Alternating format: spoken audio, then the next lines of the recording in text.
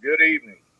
The views and opinions of guests on this program, Adventures into the Strange, are not necessarily the views and opinions of the host, staff, crew, or parent company, Ghost Shield Entertainment Group, LLC. Thank you for listening, and we hope you enjoy the program. And we're back. I warned you yesterday we would be back, did I not? And so here he is, the wizard of world reality, Richard G. Medlock. Take it away. And welcome to the program. Welcome to World Reality. This is where we educate, entertain, enlighten, and empower. And we're really glad to be here today. And let us apologize for last night. I had no power in this area. We had a power outage, and I called Tucklow about 30 minutes before the program. Power had been out about 20 minutes, and we made the decision, let's just go ahead and move World Reality to Wednesday night, and then we'll be back again tomorrow night, Thursday night. Today is the 29th of April, 2015. The year is burning away, ladies and gentlemen. And we're really here tonight to talk about a lot of reality. We're probably not going to get to it all because there's so much to do. If you've been following the news lately, just the last 2 days, you're probably spinning. You're probably trying to put things into proportion as to who's doing what and why things are happening. And we're going to try to put some reality into it, I guess is a better word. Tucklow. Yeah. You're still there. Yes, I'm still here trying to get the tape chips out of my bibbed overalls. All righty. Monday night, your music program, you highlighted Susie Bogus. Yes, it did. And a wonderful singer. And at first, I didn't recognize her name. And then after a few of her songs, I said, oh, I remember her. Did you ever find that song, the title of that one song I asked you about? Not the first one? Yeah, the first one. Somewhere Between. Somewhere Between. I will send you an MP3 of it when we get off the air later. I can't do it while we're... All righty. I went back and watched some of her videos from the Grand Ole Opry and looked at her some other albums on Amazon. And, you know, she did one with Chet Atkins. Yep, she surely did. So he had a lot of really good things to say about her, and so do I. She's a phenomenal singer. Oh, and her flat rim hat is a dead giveaway when she walks on stage. So, but anyway, that was a great program the other night, and I really enjoyed it. I didn't get into yours last night because we eventually had to turn off our computers to save the battery. So, anyway, and then I didn't have time to go back and listen to it. Ladies and gentlemen, I want to recognize some people in the entertainment industry that have just recently passed away. One is Jane Meadows, or Mayfield. No, it's Meadows. I'm sorry. 93. She was Mrs. Steve Allen. She was also the wife on the Honeymooners with Jackie Gleason.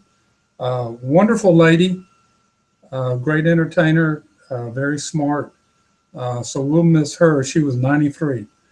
And then, Tucklow, let's see if you can remember this. Jack Ely, he was 73. Oh no, I don't. But the name's familiar, but I can't put it together right now. All right, he was the lead singer for the Kingsmen. Okay, that doesn't ring a bell either. Does the big hit song Louie Louie? Oh yeah, that's the only hit song they ever had. Yeah. Yes, Okay. Okay, so he was the lead singer for the Kingsmen. The big song Louie Louie, and others recorded it as well. But the Kingsman version was the best and the one that gets played all the time. So we want to send our condolences out to his family and the mark they made on history. You know how many people tried to take credit for writing that song? A whole bunch. I mean, it was like half of America tried to, oh, I wrote that. I wrote that. But anyway. I was thinking when you said Jack Ely, the name was familiar, and I was thinking, well, wasn't he the guy that did Wild Thing? But no, that's the Trogs. That's Trog. So, Jack yeah. Elam. Jack Elam starred in a bunch of Westerns. I was saying Jack Ely, not Elam. Oh, Ely. Oh, okay. But anyway, we're a little reminiscing there. Baltimore, Iran, Supreme Court, Eric Holder, the economy. Folks, let's put some perspective on some of these things tonight. Now, the quote of the century came out of Eric Holder's mouth yesterday. The quote of the century. He said in his going away speech, the Department of Justice is completely free of politicization under his watch. Oh, and he had a straight face when he was saying that, huh? I believe it. Do you know how I had to practice to say that? I believe you. Oh, when I saw that, I was on the floor. I was calling Lula Bell in. I said, "You got to read this." I said, "I can't read it to you." And but they're free. The Department of Justice free of politicization. Who would have imagined that would have happened under his watch? My next question is, what is your definition of politicization? So, but that's the quote of the century so far. I just, boom, I just went right to the top. Tomorrow night, the NFL draft starts. And I'm sure there's many of you that are going to be glued to your TV sets or your tablets or smartphones watching to see what happens there. And I'm glad for you. I'm glad that you're going to spend your time doing that. But yesterday they announced they're going to give away their tax exempt status. Wow. And you're going, what do you mean their tax exempt status? The National Football League was ruled a nonprofit organization back in the late 50s, early 60s. And this is how they were able to go around and get all these municipalities to issue bonds to build stadiums. And NFL doesn't own the stadiums. And there's a couple of teams that own stadiums, but most of them are owned by municipalities. And people go out and invest into these bonds, tax exempt bonds, and these wonderful big stadiums get built. All right. But the NFL keeps control of a lot of revenue that comes out of those stadiums during the games. So they're giving away their tax exempt status. What does this mean? Really, to you and I, nothing. We're not going to see that money. Now apparently they made $342 million last year. Now this was the league, not each team. But so now they're going to have to pay taxes on $342 million. So 35% of that, or whatever they get to write down, they're probably going to still be given some special interest things. But anyway, there's been a lot of controversy about that. So, wow, the NFL decided to just give it away. I'm proud of them. I really am. And so now, when you buy jerseys and tickets and all that, you can't write them off your taxes. When a corporation buys tickets, season tickets, or a season box, they can't write it off now. Maybe they'll find a way. There'll be some. I cry now. It just disturbs me. I'm sorry. Go ahead. I can hear you crying in the background. Yeah. So Goodell might have to give up some of that $44 million salary he gets every year. So I want everybody, when you're watching him go to the podium every time tomorrow night, he's probably going to have to take a pay cut. So really just feel sorry for the guy. The economy, folks, it still stinks. It even stinks worse than it did last quarter. The GDP, the gross domestic product, came out this morning. We on this show and a few other economists had predicted 0%. And we're there. We're there. We were at 0.2% growth, which means absolutely squat. Last quarter, fourth quarter, we were at 2.2%.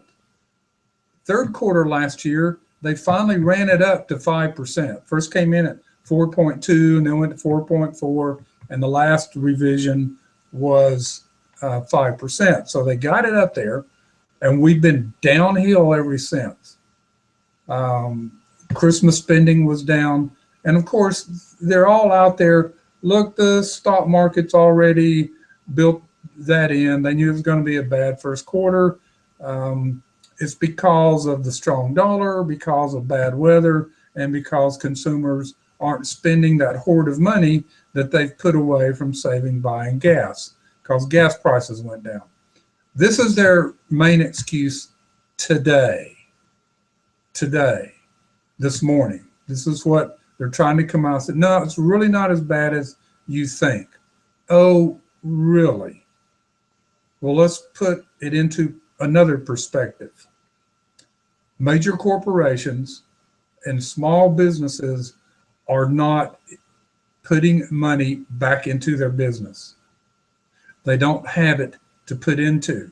If they have it, they're sitting on it for better times. They're sitting on it to help them get through these bad times that we're in.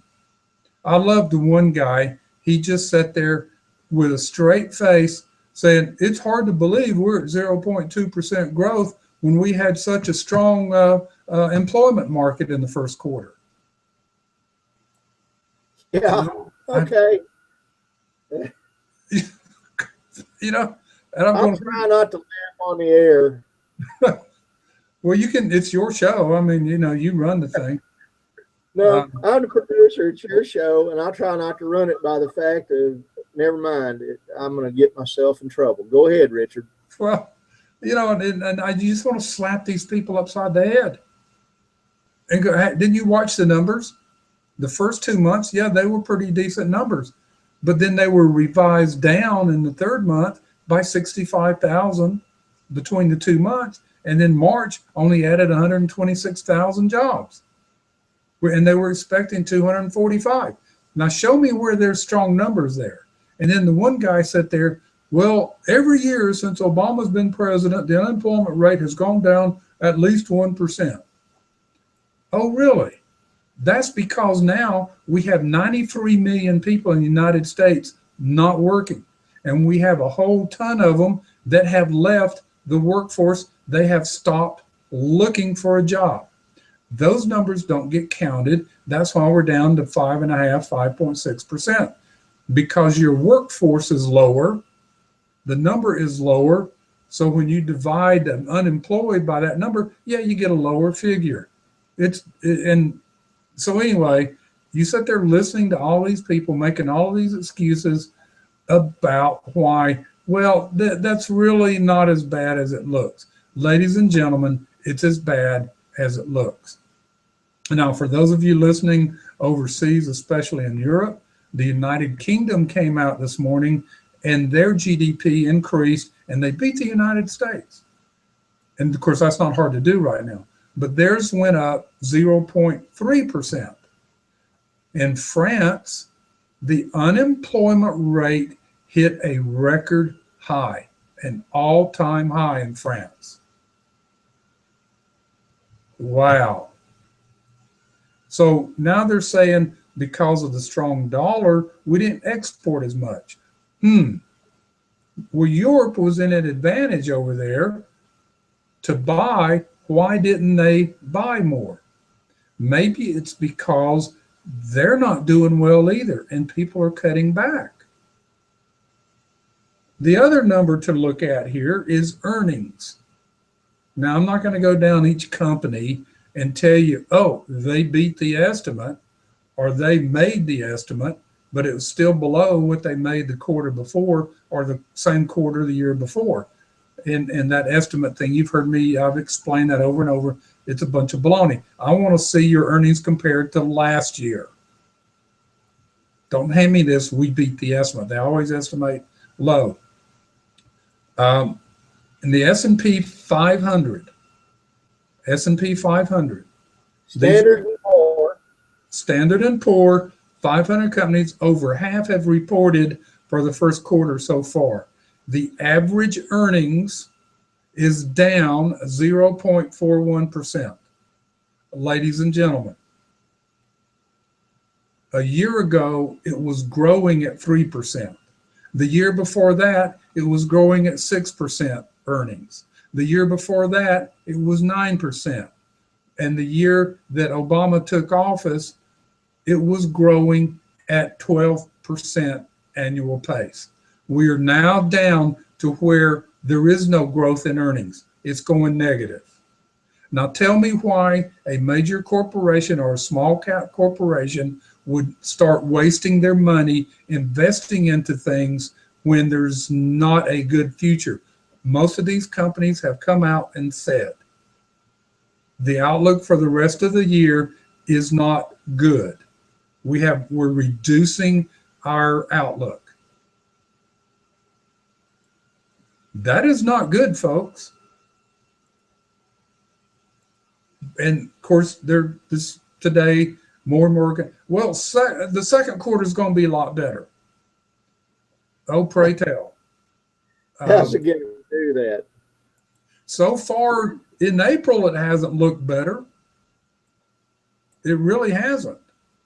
And we're still seeing more small businesses shut their doors than new businesses open.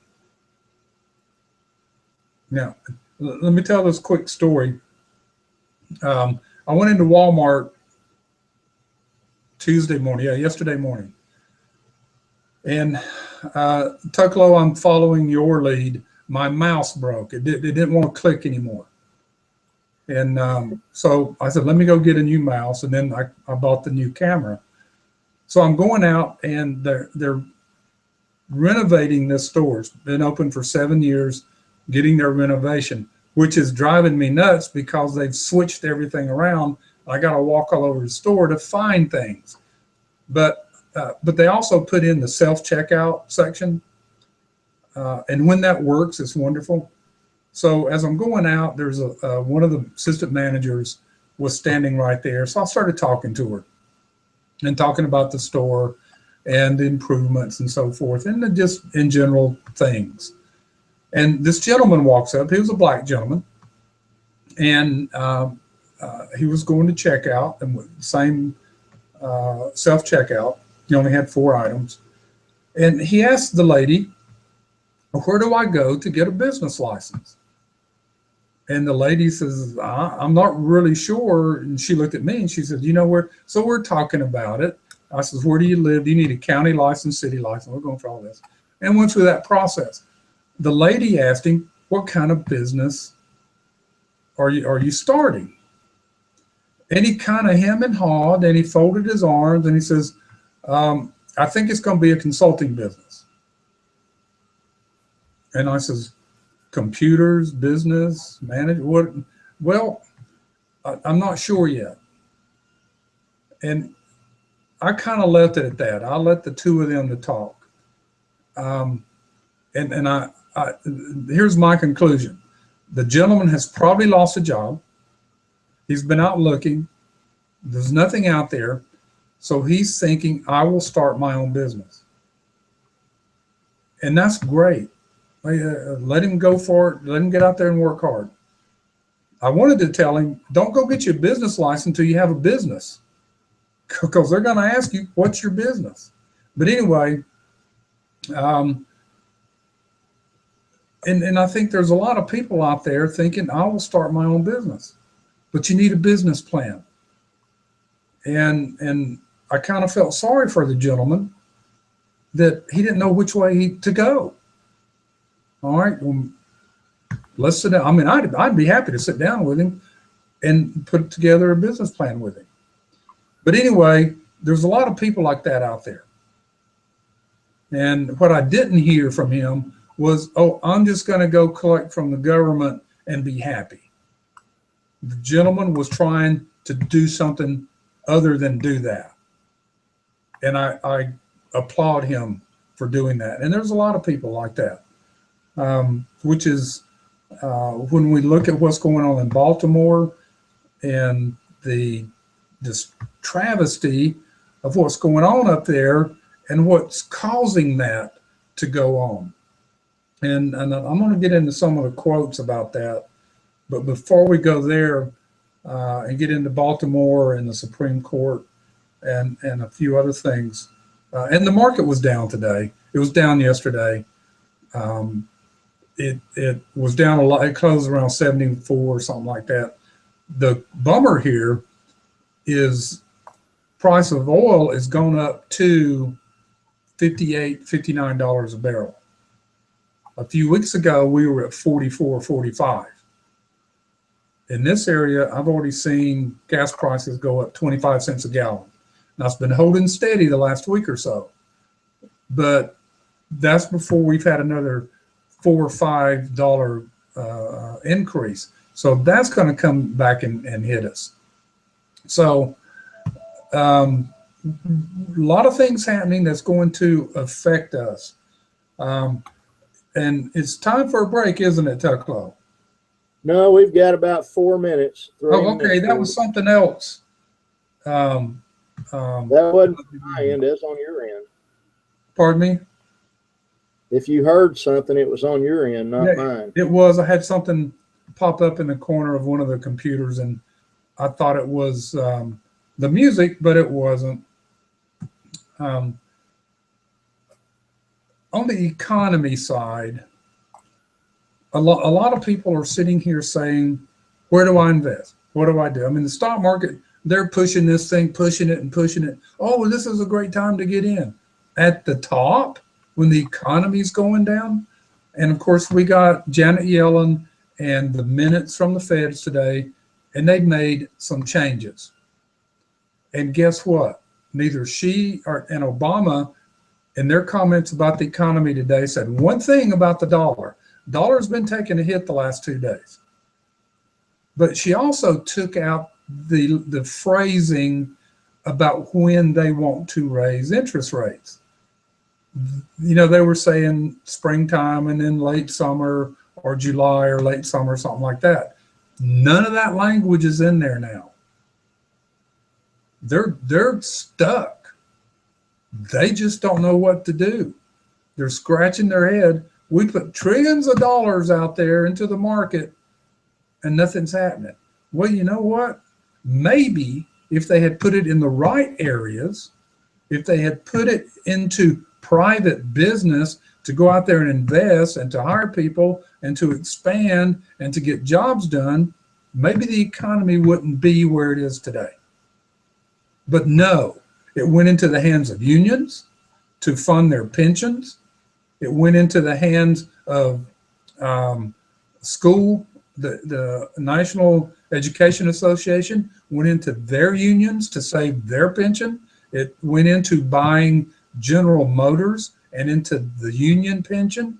It went into the SEIU so they could funnel that money back into the Democratic National Committee to run campaigns. And the same thing with unions. And you sit there and go, wait a minute. No, that's not what happened. That's exactly what happened. And you go all the way back to TARP. TARP was an invented crisis, the banking crisis at that time. Is another one of those, let's go take over the world. Let's keep creating crises so the government can keep stepping in and taking over more and more of the private economy and run it from Washington, D.C., and eventually the United Nations.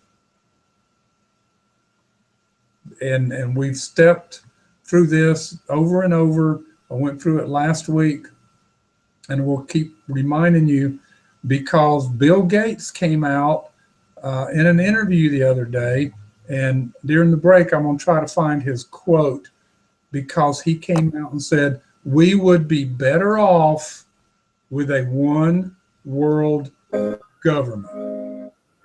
Right. Now that is the music for the break, isn't it? Yep, we're there. All right, we're going to a break. We have just begun. We hadn't even warmed up yet. All right, so we'll be right back.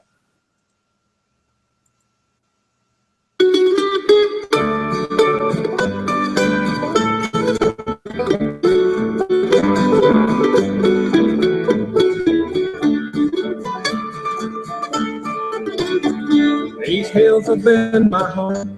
80 years come next Monday. Since 65, it's just been this old old me. My one was home to be with the Lord in glory. My life has been a good one, but my journey's in lesson. It seemed like rabbits run much faster than they used to. Every year hillside gets harder to climb. It seemed like the autumn turns too quickly into winter, and it won't be long to me and this old dog will say goodbye.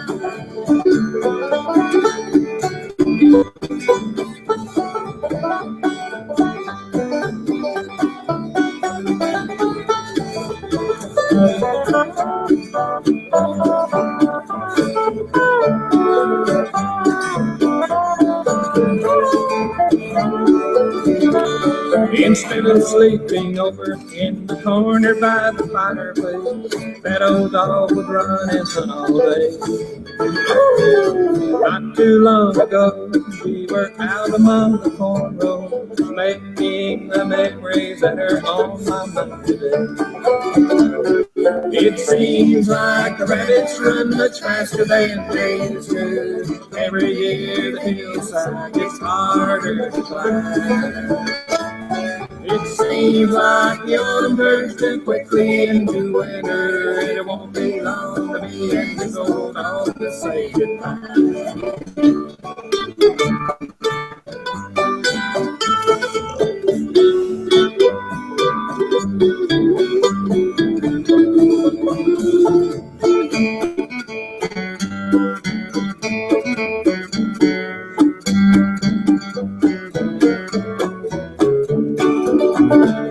It seems like rabbits run much faster than they used to. Every year the hillside gets harder to climb.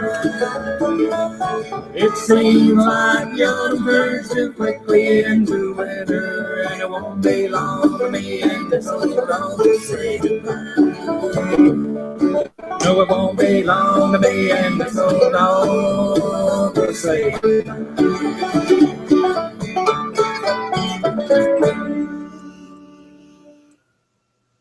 And before we get back to the program, I'd like to give a shout out to a friend of mine, Max Bear Jr. Everybody knows him as Jethro Bodine from back in the Beverly Hillbillies, but he is a regular listener to the program. So how you doing there, Max? And if you feel prompted to, shoot me a flash message. Okay, we're back. Oh, he and his double aught. Do you know who his dad was? No. His dad was Max Bear, professional fighter. They made a movie that villainized his daddy, and I never met his old man, but I've known Max for a long time. His dad was actually a really, really good guy, but they made a movie with Russell Crowe called The Cinderella Man and portrayed his dad, Max Bear, as a murderer, and nothing could be further from the truth. Huh. So that's who his dad was. I don't know if you ever saw the movie Cinderella Man or not. Yeah, I did. And it's interesting. And later on, Max was in a Western with Glenn Ford and George Montgomery. Yeah. And he was a bad guy. I can't remember the name of that movie, but he was Max a Jr. Well, he's pretty much retired now. He made his money and just enjoys life, I think. But anyway, we need to get back onto the task at hand. We do. Bill Gates, he was given an interview for a German publication. And this is a short article, and then I'll read his quote. But he says, not only did Gates advocate global government, but he also spoke favorably of the United Nations and NATO, completely overlooking that they are a major force of oppression in the world. NATO can't even hold a meeting without thousands of people gathering in the streets to protest their actions. Someone as heavily involved in world affairs as Bill Gates should know all about this. All right, this is what he said, Bill Gates, Microsoft. Take the UN. It has been created especially for the security in the world. We are ready for war because we have taken every precaution. We have NATO. We have divisions, jeeps, trained people.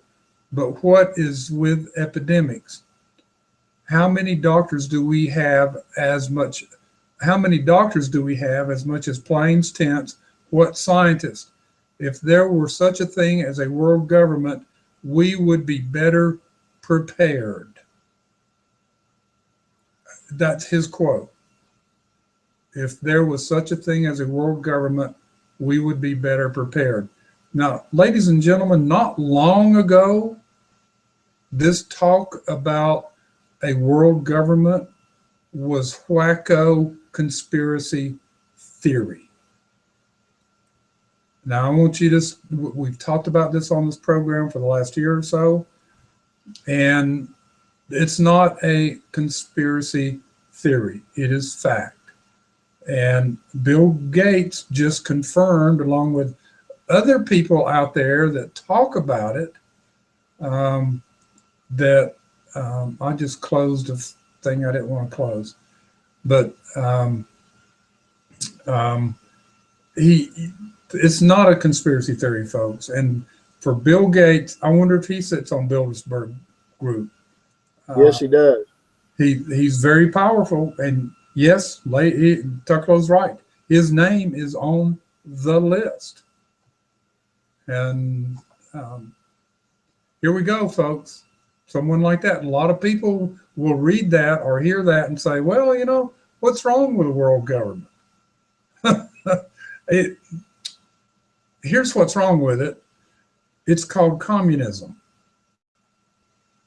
And communism makes slaves out of most of the people. I don't know how simpler to get, but that's what we're talking about. A small ruling class. All right, let's talk about Baltimore. Well, before that, Iran. Iran, you've seen where they have abducted a Marshall Island cargo ship. And a lot of people at first, the report was that there were 34 Americans on board. There are no Americans on board. Well, you say, what about Marshall Islands? And Marshall Islands is one of those groups like Puerto Rico and other islands that the United States has said, we will help defend you. Well, today the Pentagon came out and says, we looked at our records, we have no obligation to defend them, go rescue them, do anything. Oh, really? Well, the Bobbsey twins, McCain and Lindsey Graham, came out and says, oh, yeah, we do. We disagree with that. Okay, fine. But that's not the point here. The United States is not going to go in there. It's not going to happen. Obama wants that nuclear deal or political agreement, whatever you want to call it, with Iran. He wants that's going to be his signature legacy. Well, Obama, your legacy is already set. There's not much you can do to change the destruction that you have wrought on America and the chaos in the Middle East. There's not going to be much you can do about that. Here's what we're looking at in Iran. Why did Iran do that? Did they do that to upset the United States? I don't think so. I think when you look at what's going on over there, who's leading the bombing in Yemen? Saudi Arabia. Where did that ship come from? Saudi Arabia. It was headed to Dubai with a bunch of supplies from Saudi Arabia going to Dubai. And you have to go through the Strait of Hormuz, which is only like 14 miles wide. So Iran went out there and said, you're in our waters, you're going to follow us. The captain of the ship at first says no, until some shots went over his bow. So now they've captured this ship. I think that the Iranians are trying to force the Saudis to stop bombing Yemen. I think that's the play here. Iran wants Yemen. Iran wants as much land as they can get over there. And they're tired of Saudi Arabia and Egypt and other forces over there coming in and slowing them down in Yemen. And I think this is the play that Iran is pulling over there. And of course, Kerry's supposed to start negotiating with them again in the next day or two. You think this is even going to be on the table? No. We can't even get on the table to get our Americans and a Marine being held in Iranian prisons out of there. We won't even talk about it because Iran says we're not going to discuss it. Oh, okay. Big deal. They're just free Americans we don't care about.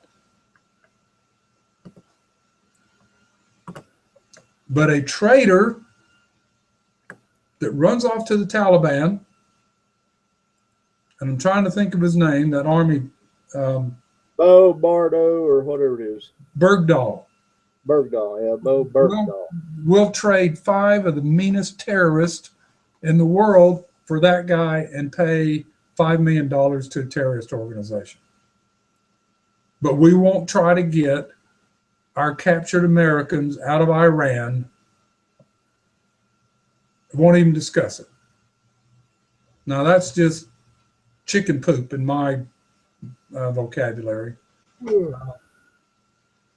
Anyway, Iran, the Middle East, and I said earlier, the chaos in the Middle East is part of Obama's legacy. the economy in the United States is part of his legacy. The EPA, what they're doing, is part of his legacy. The Keystone Pipeline is part of his legacy. And he loves it because this is what he and his group want to do, and they're achieving it. And even now, even if a group of nations decided, let's go in and clean up the Middle East, that's a long chore at this point. A long chore. It might take years or even longer to get that straightened out. Simply because the Democrats don't want to straighten it up. They're not going to vote for it. Looking at Jade Ham, we talked about Jade Ham last week. More articles have come out about that. I don't know if we'll have time to talk about that last night. All right. Baltimore. A young man died in police custody. Now, the thing of it is here, folks, there are no facts out about what happened. 6 policemen have been suspended. Don't know what happened. Maybe another prisoner got it. We don't know. We can speculate. I'm not going to speculate. Another opportunity for the racist to stir up problems. You saw on TV what is happening or what happened in Baltimore. Rioting, looting, destruction, stealing.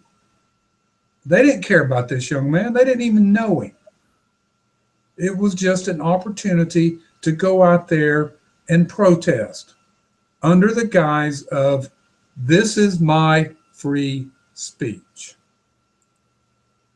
And then you have the mayor, Rawlins Blake, when she fills out an application, she checks the box that says African American.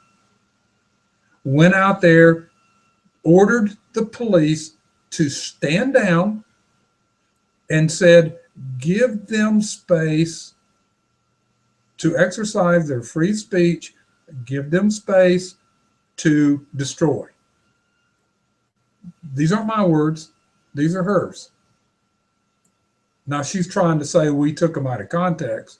Well, those thousands of people, hundreds and thousands of people that went out into the streets and destroyed, took it literally. And the police were ordered to stand down. They couldn't do anything. They were probably told not even to have ammunition in their weapons. And that's happened before too. The governor, a Republican, tried to step in and help Saturday. She sent him, I don't need your help. We got this under control. No problem. We're going to go out there and riot and loot and protest in the only way we know how, so people will listen to us. Finally, the governor stepped in on Monday and said, sorry, we're taking charge. We're sending in the National Guard and we're setting a curfew and you need to get out of the way. Now, I felt right from the start that the White House was involved with this. And come to find out today that the mayor, Rawlins Blake, was in direct contact with Valerie Jarrett in the White House. And they were telling her to tell the police to stand down. Let the African Americans in your city have at it. This one little reason. Nobody listens to them. They go out and carry signs and protest. Now, pray tell me when they do that. They don't do that. So using this excuse that this is the only way we have for anybody to listen to us is to go out and destroy and maim and try to kill and burn and loot and just become idiots and subhuman. And I'm not the first one to say subhuman. To go out there in the street and act like we don't know any better, that we're just cannibals or something, that you're saying that's the only way people are going to listen to you. Let me tell you this, they just turned you off. They're not going to listen to you now. You cannot be talked to. Only if your mother sees you on TV and comes out there and starts beating you in the head and dragging you home. That was a wonderful sight. Yeah, it was. Now, and it's hard to watch the video because the people videoing was using really bad language. I had to turn the sound down to watch it. But here's a quote. Carl Jung. You know, he's right up there with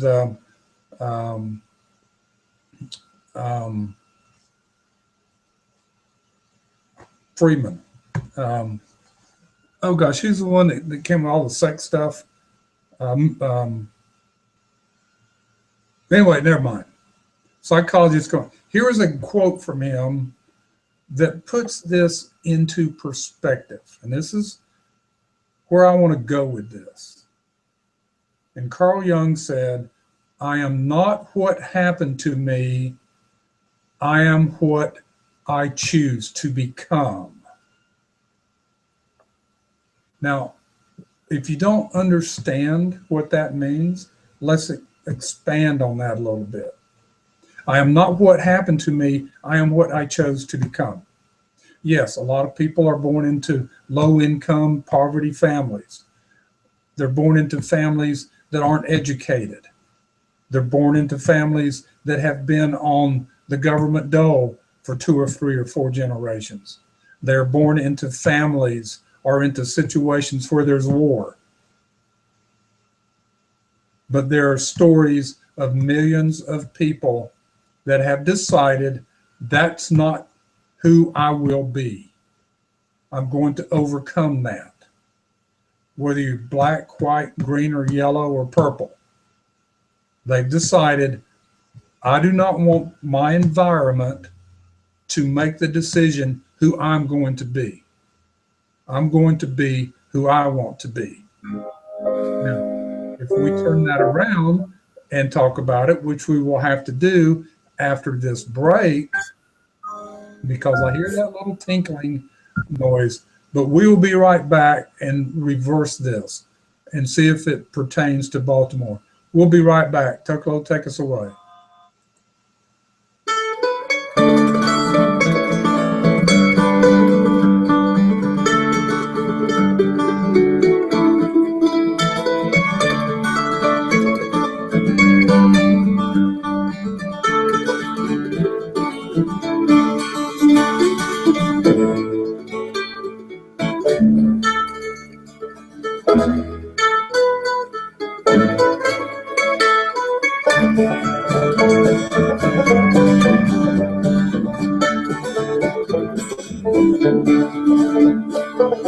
I try to travel around with less and less. Seen them all in the simple ways, the way that's best. I save a lot of time not having to choose what color shirt to wear, which pair of shoes. Don't need my guitar to sing my song. Wherever I land, I'll always get along. Been up and down this road time or two, I guess. I'll try to travel around with this.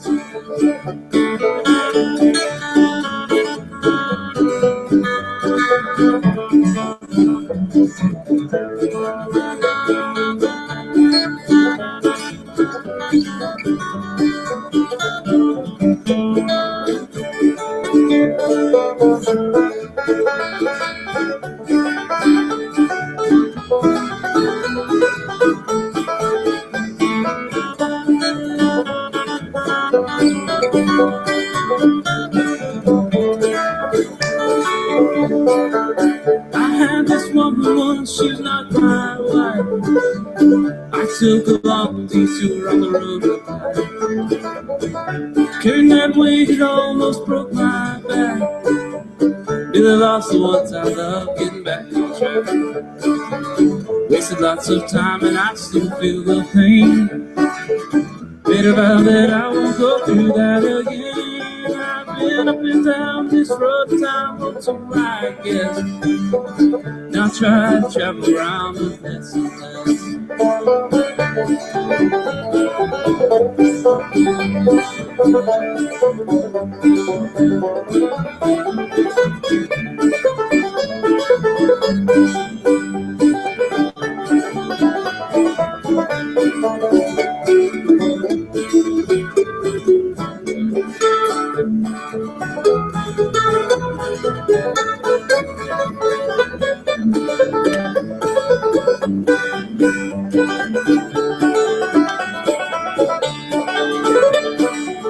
Coffee in the morning, a little more at night. This somewhere in the middle, I think I'll be alright. Got my smile and I got my pride to greet the day. Got a friend to help me through and I love my way. Don't need the guitar to sing my song. Wherever I land, I'll always get along. I've been up and down this road a time or two, I guess. Now try to travel around with less and less. Yeah, I've been up and down this road a time or two, I guess. Now try to travel around with less and less. And that would be the now defunct band known as Hard to Get. HARD numeral 2 GIT. They're a bluegrass band that they were good, and now they've gone their separate ways. Okay, Richard, let's get back to it, buddy. All righty. Going back to a little bit of perspective on this, and yesterday an article came out in salon.com. Here's the title of it. Baltimore's violent protesters are right. RIGHT. Smashing police cars is a legitimate political strategy. Well, maybe that's fine and good, but Oh, yeah, right. okay. I mean, this was written by Benji Hart, H-A-R-T, not H-E-A-R-T, because apparently he doesn't have one. But Benji Hart, Salon. Now, the first 5 or 6 articles on Salon yesterday were pro-protesters. It was amazing, the diatribe that was on there. But I've got to share this. The thing of it is, smashing police cars is a legitimate political strategy. That's fine, Benji, if they only smashed police cars. They burned businesses. They ruined businesses. They ruined private vehicles, private property. This isn't just about going after the police. They went after everything. They destroyed part of their community. These businesses are not coming back. CVS said that Baltimore will now have a new parking lot. They're not coming back. And they interviewed, I watched this last night, a son of one of the shop owners there. His mother owned a shop. I can't remember what type it was. And they said, why do you think they burned down your mother's business? Oh, I don't know. Maybe because they're mad at the police. I really don't know. I'm just shaking my head at this guy. You don't know why they burned down your mother's business, looted it, and then burned it? It's because they were showing their basic hate, their basic misunderstanding of who they are. And they've been told that protesting, burning, and looting is a legitimate political strategy. And here's the next line. It's crucial to see nonviolence as a tactic, not a philosophy. If it fails to win people over, it's a futile tactic. Benji, I guess, are you from Colorado where you can get all the marijuana you want? I mean, seriously. Let me read a little bit more about what he says. As a nation, we fail to comprehend Black political strategy in much the same way we fail to recognize the value of Black life. Now, Benji, that is one of the most unprofound statements. Did you set out to just put most unprofound statements in one article? I am only from the title to the second line in his article. We don't understand Black political strategy. We don't recognize the value of Black life. Well, apparently those Blacks in Baltimore don't care about the life of police or anybody else or the value of their private property. So quid pro quo here, Benji? Well, evidently Benji doesn't have an education, so you're going to have to explain what that statement means in Latin. Well, because he probably has never heard it before. I'm just guessing. Yeah, I mean, as a nation, with them, what do you think about all these laws that we've passed, about all the progress that we've made, about the NFL and the NBA? I mean, most of their players are Black, making millions of dollars. And so you're telling me that a cop's life isn't worth anything? That's what he's telling you. That's right. And their property isn't anything. Continuing with Benji, let's see if we can make any kind of sense out of this. We see ghettos and crime and absent parents, where we should see communities actively struggling against mental health crisis and premeditated economic exploitation. And when we see police cars being smashed and corporate property being destroyed, we should see reasonable responses to generations of extreme state violence and logical decisions about what kind of actions yield the desired political results. Now, Benji, I don't know if you're white, black, green, yellow, or purple, but you are spewing nothing but ignorant hate here. You have fallen into the premise and swallowed the Kool-Aid of Jesse Jackson and Al Sharpton and Barack Hussein Obama. Everything that you are saying here is a total, absolute, positive lie. Can a lie be positive? Everything in it, and I'm not going to read any more of his article. But I wanted to do this because there were a lot of articles along this same line. So let's address this. Let's address what Obama came out and said yesterday, that we need to do a lot of soul searching, that we can't wait till CBS burns down to do soul searching, that this nation needs to soul search. Benji and the rest of you out there, listen to what I have to say right now, because I'm going to make a whole lot more sense than you do or had tried to do. The problem is there's a bunch of other people out there that read your article and agree with it. And I feel for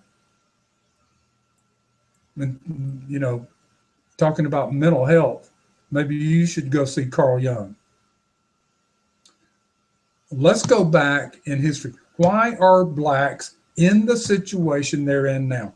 Why are the ones that were out there on the street in Baltimore burning and looting and tearing and attacking police? Why were they doing that? They are sitting there. They have been told that their lives don't mean anything. They have been told that the government's not taking care of them enough, that the government promised them that they would make sure that they got out of poverty. They were told that the 1%, that the whites hate you, they want to eliminate you or ship you back to Africa or whatever.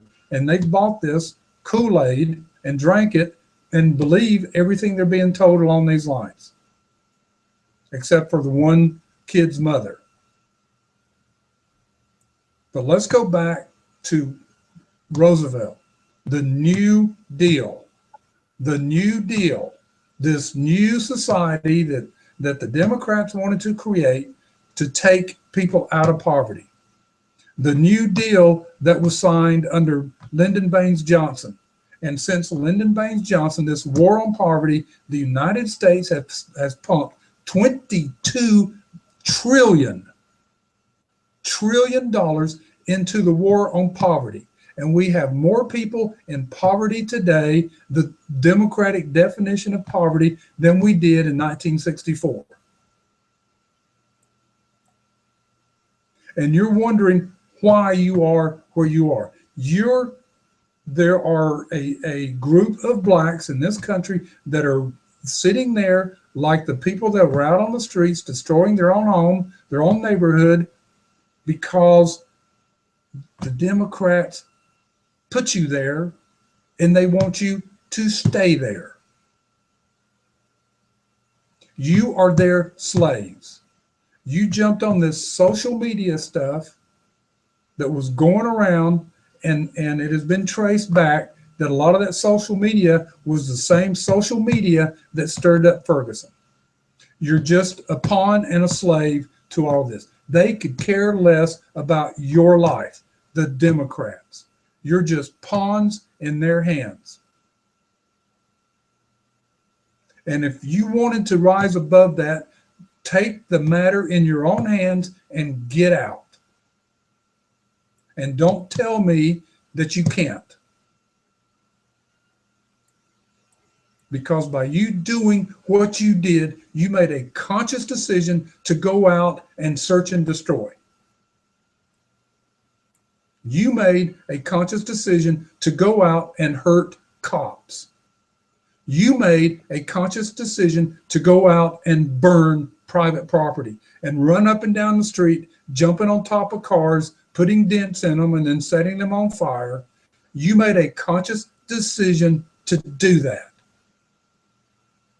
because you've been told that's the only way anybody will listen to you. And you have swallowed that lie, hook, line, and sinker. And I feel for you. And I will sit down with anyone. I will debate anyone on this very issue. Just set up a time.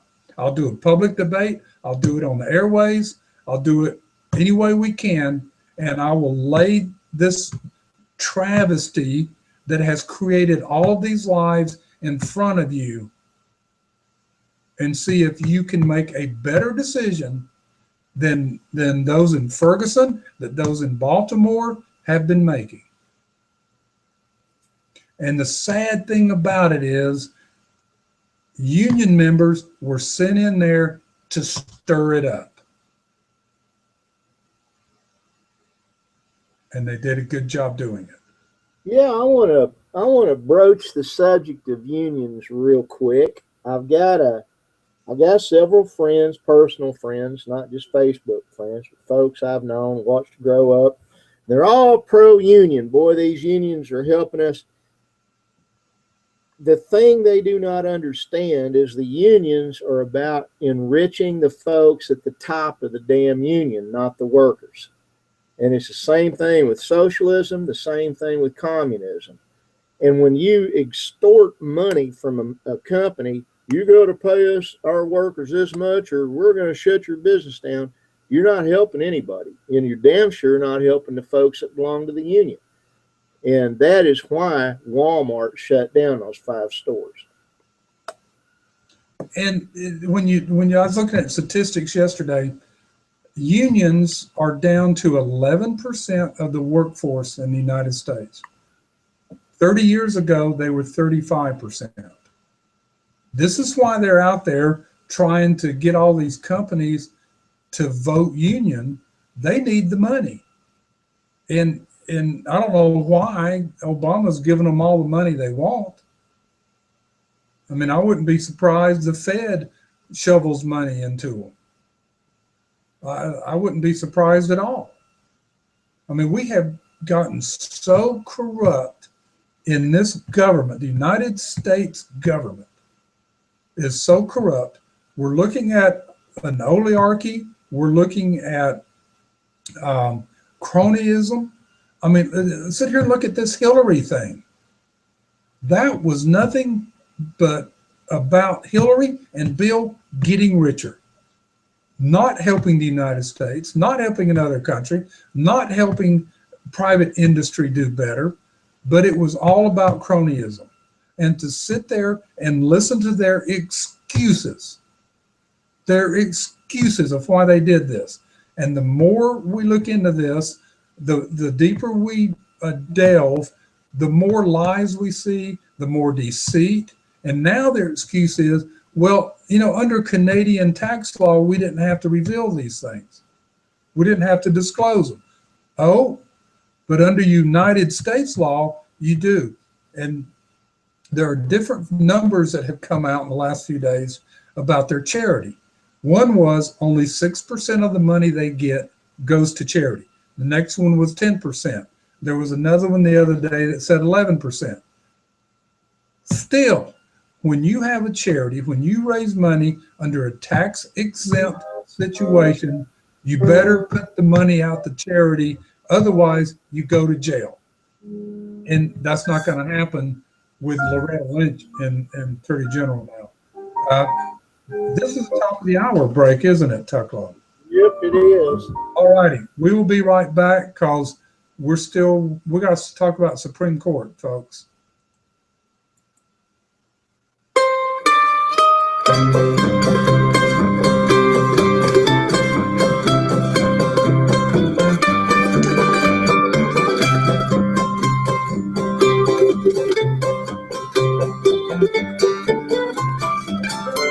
Well, the girls all dance with the boys from the city, and they get to dance with me. But it ain't my fault that the fields are muddy and that red clay stains my feet. Well, it's under my nails, it's under my collar, it shows on my Sunday clothes. But I do my best with that soap and that water, but old red dirt won't go. But when I pass those pearly gates, gonna down be golden sand. Just a red clay road with red clay wings and a red clay halo for my head.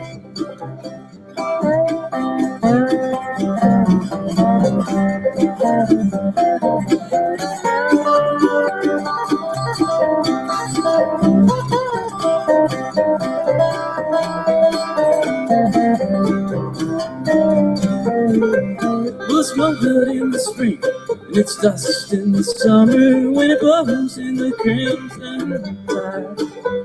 To the trees and the leaves and the cows are the color, that old red dirt on the mountainside. But when I pass those pearly gates, going down the golden sand, with a red clay road, with a red clay wings, and a red clay halo for my head.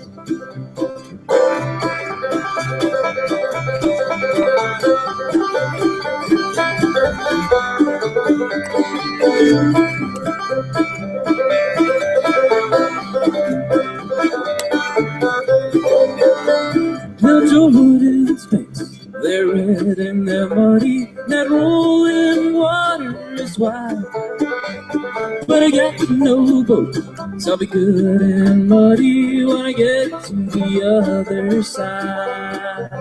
But when I pass those pearly That's where my gown be golden said.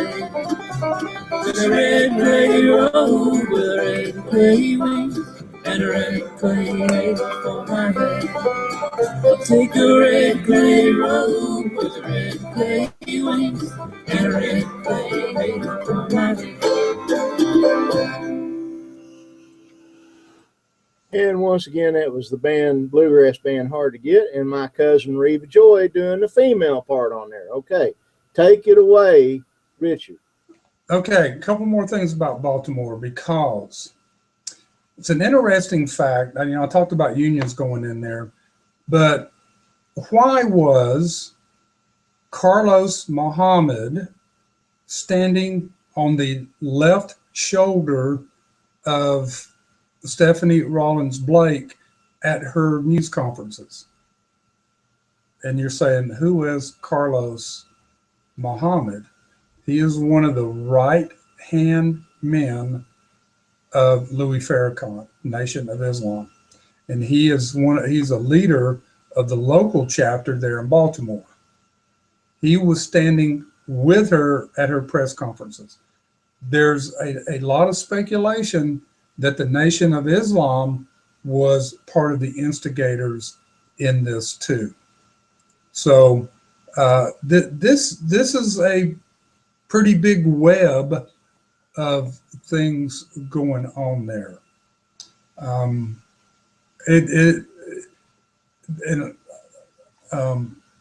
couple of weeks ago on the program, I talked about an article where is Obama trying to incite the whites into a revolt? Kind of interesting. It's an interesting question. I'm going to let you answer that. Go from there. All right. Tucko, let me ask you a question. Okay. Why would General Motors do an advertisement for a Ford product? I have no clue. Well, I don't either, because I was watching a commercial the other day, and it starts out and there's like 6 or 8 people sitting in chairs looking at a projector screen. And the guy's sitting there going, no matter what you do, focus on the projector screen. Do not look anywhere else. Focus on the projector screen. Do not focus on anything else. Well, and then something comes into the room and everybody turns on. Well, he starts a video, and then a couple of wrestlers fall through the wall and they're looking at that. No, focus. You need to focus. Don't look anywhere else. You need to focus.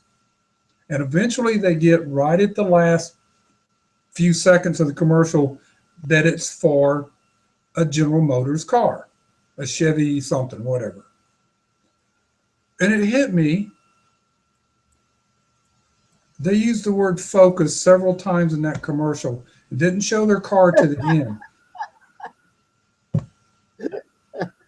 Well, did you get it now? I got it now, but let me tell you something. Ford's the only motor company, American car manufacturer, that's not on welfare. Yeah, there's a Ford Focus. It's one of their best sellers. And yep. General Motors uses a commercial using Focus bunches of times about a car. And then it shows a Chevy. Most commercials, by the time you get to the end of it, people aren't paying attention. So that's just me. That's just my mind thinking, all right.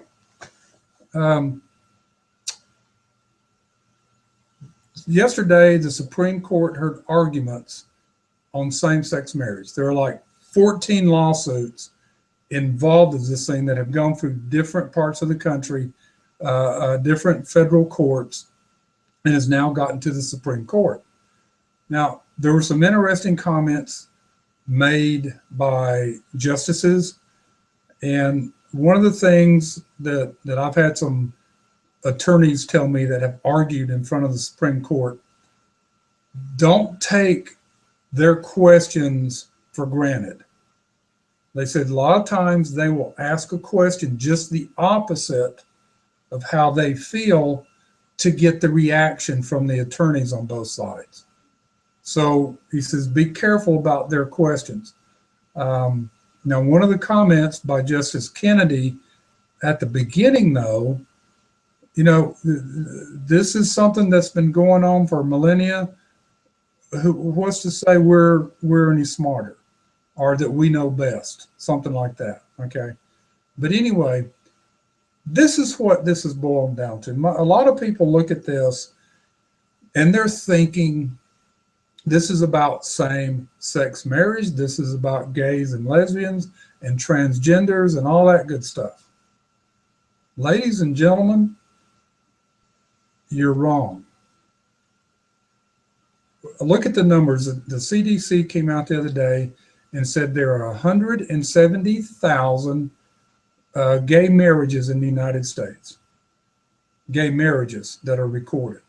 That's, if my math is correct, 340,000 people.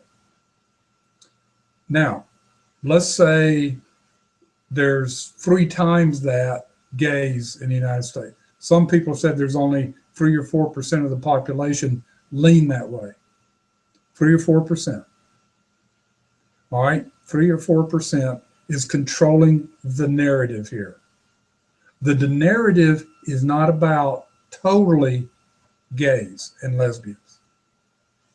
And the truth started coming out, and in quotes from yesterday and today, they're going after freedom of religion. Talked about this last week. This is their way to go after religions. One of the things that this government, the United States government and state governments have been trying to do for years and years and years is take away the tax-exempt status of churches. They want the churches' money. Now, they have gone after some, and this is going to, their first target is going to be universities. Religious universities that won't accept same-sex marriage students or gay students, that will not provide housing for them and saying, hey, this is our religious belief. We're not going to go against it. So the government is setting this up that I'm not going to say if, but when the Supreme Court says same-sex marriage is a right in this country, that the government is going after religions. Now, a bunch of Christian churches came out yesterday and says, go ahead, rule in favor of same-sex. We are not going to abide by that ruling. And if you look at it, all the court's supposed to do is say this law is constitutional and not constitutional. But we've gotten in since the 1860s and 1850s, got into judicial activism where they write law. John Roberts did that with Obamacare. He wrote law out of just the clear blue sky or gray sky, whatever it is. He wrote law to make Obamacare legal. So now we're looking at going after religions, taking away their tax-exempt status. And it's time for another break, our last break. So Tucklow, I'll let you have it. We'll be back and wrap this thing up.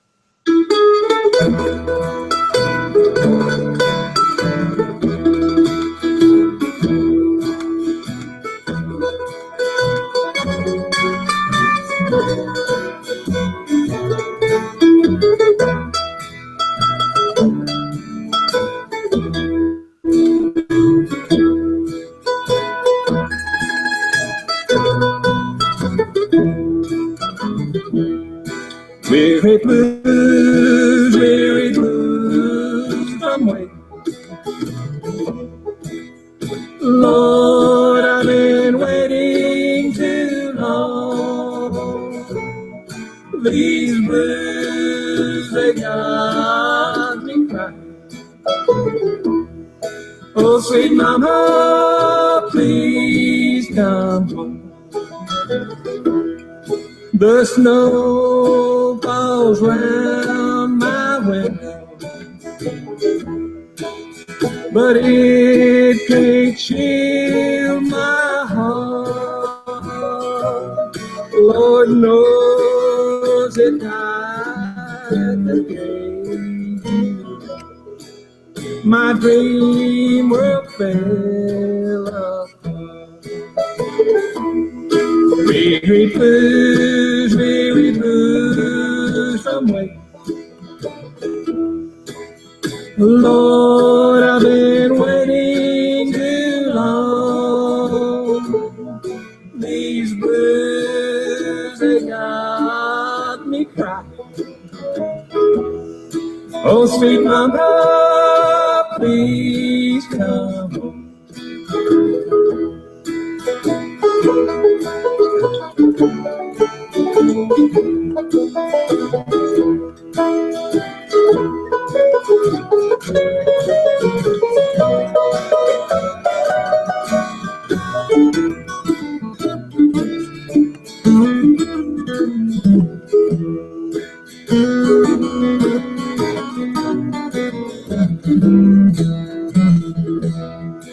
Through tears I watch young lovers as they go strolling by. Oh, but all the things that might have, forgive me if I cry. Weary blues from waiting.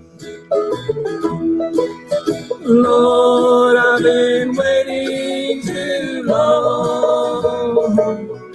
These blues, they got me crying. Oh, sweet mama, please come. Oh, sweet mama, please come home.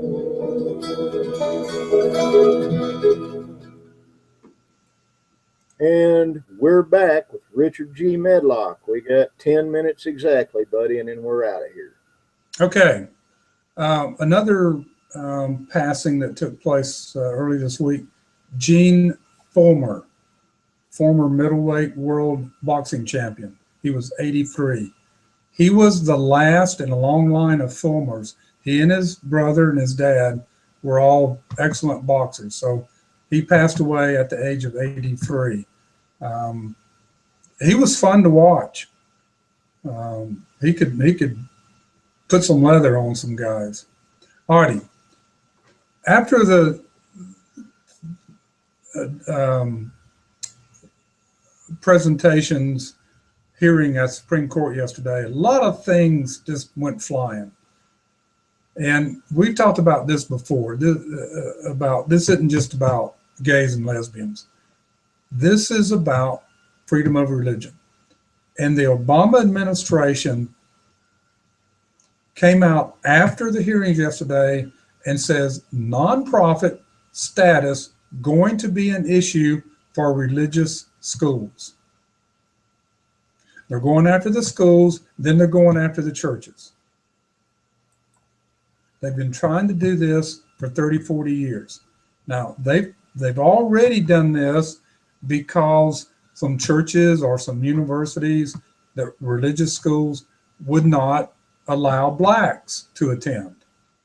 Then they lost their tax exempt status.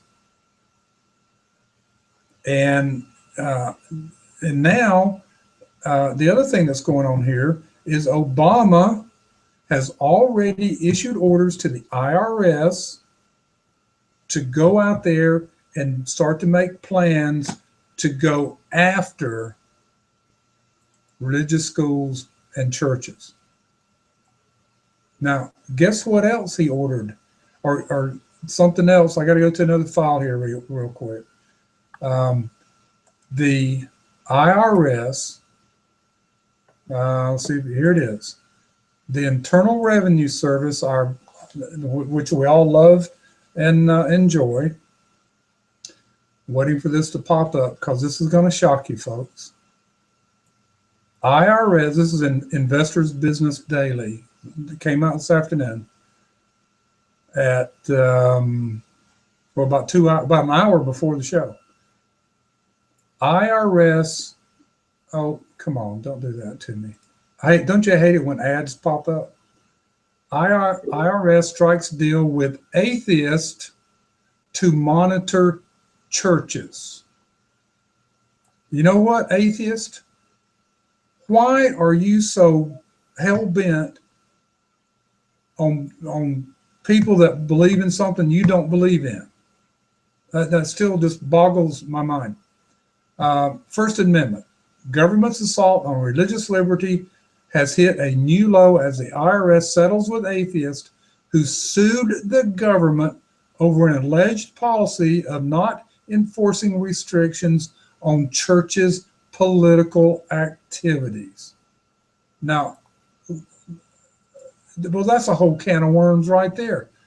The Democrats, especially Hillary and Bill and Obama and others, go to black churches Sunday after Sunday after Sunday and give political speeches.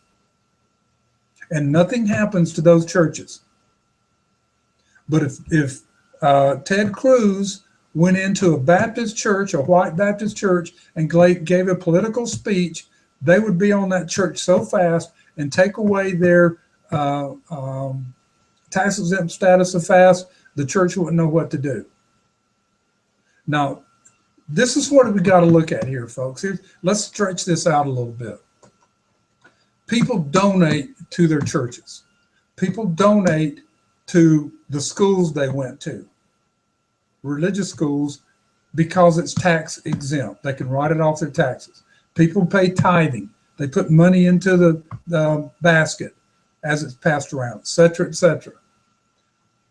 The government is trying to stop that. They're trying to say, okay, fine. If you want to keep giving to the church, you can't write it off your taxes. The churches are now going to have to pay taxes on the profits they make. That's going to hurt churches. Now, you've got small churches, they don't make any profit. They barely survive. But your big boys, your Catholics and your big Baptist churches and Lutherans and all those, and your Mormon church and all of that, that's big money. And they want it in their pockets. And they want people to say, why should I go to church anymore? Why should I give money to them anymore? I can't write it off my taxes. This is their attack. This is their strategy. And they're using gays and lesbians as the catalyst. This is all this is about, folks. Bottom line. And a question did come up from one of the justices yesterday. I don't remember which one. Well, if the Supreme Court says marriage is a right, and right now the Constitution does not say marriage is a right, and we need to get, maybe tomorrow night I'll go back in this rights thing. This rights thing. Like those guys in Baltimore had a right to protest the way they did. All right. Tomorrow night we'll talk about rights. Marriage is not a right in this country. But now they're saying if we decide that same-sex marriage is a right, just like a man and a woman marrying is a right, then what prevents multiple marriage, polygamy? Do we take that step forward? And yes, they do. I promise you that's going to be next. This is the slope we're going down. This is the slope the liberals, progressives, Marxists, socialists, communists have put us down. And they're winning, folks. They're winning. And do not be surprised in June when we hear this ruling that they're going to say marriage is a right no matter what. Don't be surprised. Now, one group went after. I could only buy Winchester. Yeah, Or maybe my Colt. possibly. I love my guns. I mean, could I get married and have me a gun for a wife? Sure. It's Okay, I got your permission. That's all that matters. Yeah. Um, I lost my train of thought there, Tucklow. I'm sorry. I didn't mean to do it to you. Well, that's all right. This is the slope we're going down, folks. But remember, the end game is to take away freedom of religion. This is where we're going with this. End game is take away freedom, period. They want us to all be slaves. Don't anybody doubt that statement I just made. Period. Ladies and gentlemen, I just looked at the clock and I think we're about out of time. We got about a minute, buddy. Sure appreciate you being here. Folks, go look this up. All this is out there. And go make up your own minds. Go become what you choose to be. Do your homework. That's why we're here. Educate, entertain, enlighten, and empower. The more knowledge you have, the more power you have. And the government is doing everything they can to keep that knowledge from you. We talked about that. Let's give them just what they need, and we hold the power. We hold the purse string, we hold the information, and we control the people and make slaves out of them. One world government. That's it. Thanks for being with us tonight. We will be back tomorrow night. Hopefully there won't be another power outage, but we'll be back tomorrow night and just pick up where we left off. Thank you very much. Thank you, Tucklow, and thank you, listening. Good night, all.